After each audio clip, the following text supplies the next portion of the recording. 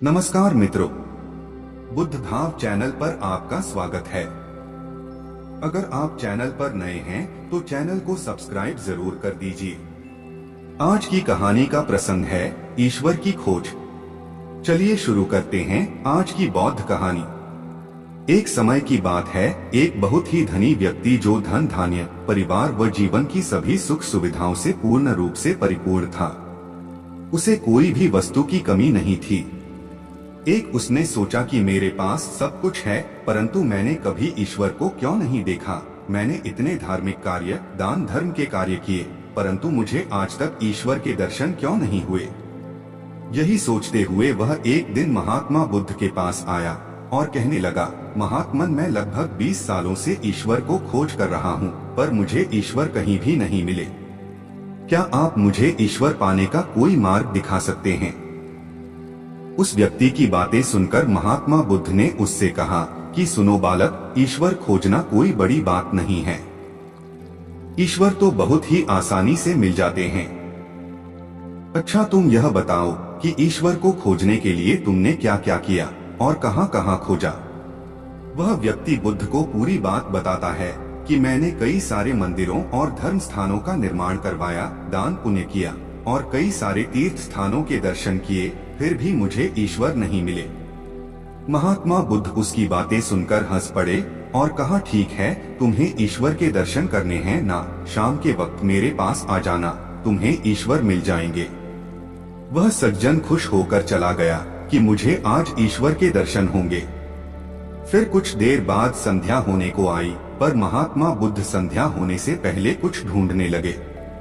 शिष्यों ने आकर पूछा, गुरुजी आप क्या ढूंढ रहे हैं? महात्मा बुद्ध ने बताया कि मेरे पास एक कीमती मोती था, परंतु वह कीमती मोती खो गया है, उसे ही ढूंढ रहा हूँ।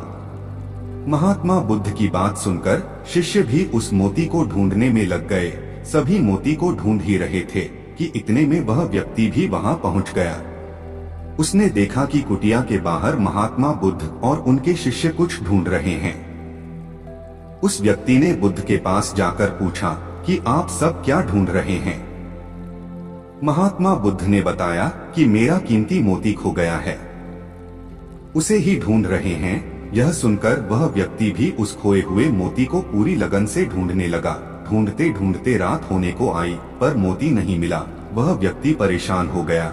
फिर महात्मा बुद्ध से पूछा कि गुरुजी आपने आखिरी बार मोती को कहाँ देखा था? ठीक से याद कीजिए। महात्मा बुद्ध सोचकर बताते हैं कि मैंने आखिरी बार मोती को कुटिया के अंदर देखा था। यह सुनकर वह व्यक्ति थोड़ा गुस्सा हो गया और बुद्ध से कहने लगा, लगता है आप में थोड़ी सी भी अक्ल नहीं है।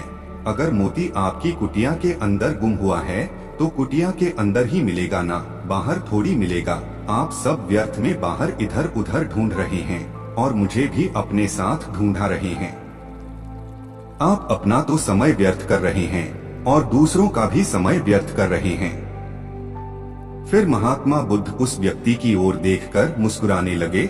यह देखकर वह व्यक्ति बोला कि महात्मा आप हंस रहे हैं, मुझे कुछ समझ में नहीं आया। महात्मा बुद्ध बोले, वत्स मैं तुम्हें यहाँ बुलाकर यही तो समझाना चाहता था कि जिस ईश्वर को तुम 20 सालों से बिना सोचे इधर उधर ढूंढ रहे हो, उसे तुमने कभी अपने अंदर की कुटिया में खोजा ही नहीं। ईश्वर कभी खोजने से नहीं मिलते, उसके लिए तन मन पवित्र होना चाहिए, तभी ईश्वर के दर्शन होते हैं। अगर तुम ईश्वर के सच्चे दर्शन करना चाहते हो तो इधर उधर भटकना छोड़कर अपने अंतर आत्मा में ध्यान लगाओ, ईश्वर तुम्हें वहीं मिलेंगे। अपने अंदर के ईश्वर को तुम देख लोगे तो हर जगह हर इंसान में तुम्हें बस ईश्वर ही दिखाई देंगे। महात्मा बुद्ध की अमृत भरी वाणी सुनकर उस व्यक्ति को अपनी गलती का एहसास हुआ और बुद्ध के चरणों में गिर पड़ा और माफी मांगते हुए कहा कि मैं व्यर्थ में ही इधर उधर भटक रहा था। वास्तव में तो ईश्वर हमारे अंदर ही होते हैं। साथियों, बात तो सत्य ही कही है भगवान बुद्ध ने। हम देखा देखी के चक्कर में लोगों के बहकावे में आकर सैकड़ों कोसों दूर जा रहे हैं। लेकिन अगर आप भगवान बुद्ध की बातें मानकर प्रत्येक मनुष्य में ईश्वर को ही देखें तो ईश्वर हमारे साथ है और प्रत्यक्ष रूप में है। आज की कहानी से आपको क्या शिक्षा मिली, एक बार कमेंट में जरूर लिखें। और अगर आप भी बुद्ध के विश्वासी हैं तो चैनल को सब्सक्राइब कर लीजिए। मिलते हैं फिर से बुद्ध भाव की नई प्रस्तुति के साथ। तब तक के लिए नमस्कार।